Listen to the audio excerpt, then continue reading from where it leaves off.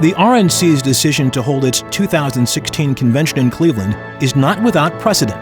The GOP has come to Cleveland before, in 1924 and 1936. The reasons for doing so, then and now, are simple. Ohio, and particularly Cuyahoga County, are critical factors in winning a presidential election. First of all, Ohio plays a central role in politics.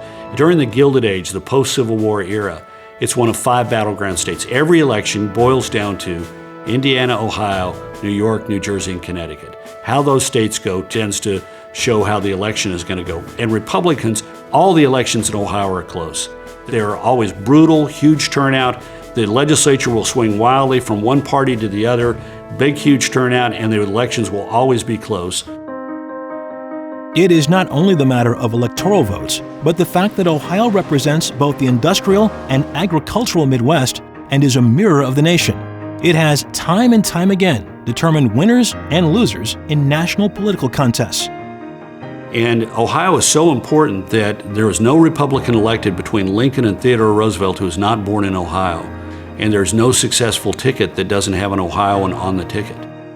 No Republican has ever been elected to the White House without Ohio. But the reason Ohio matters so much is that it's a microcosm of the nation. It really is. It is Northerners, Southerners, industrial, farmers, immigrants back at the time, and native-born. There was just this great mix that really was a microcosm of the nation. And so if you could appeal to Ohio and win Ohio, you were likely to win the national election. And in fact, that's proved out because if you look at the statistics, Ohio is the closest among all the states of mimicking the result in the federal election.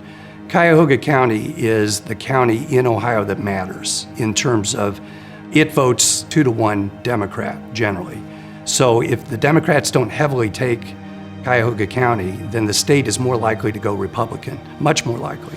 So I think there's a strategy here too of having the convention here. Ohio has long been a battleground state for a long period of time in the Gilded Age and then in the modern era. And I think it's because Ohio represents a diverse electorate.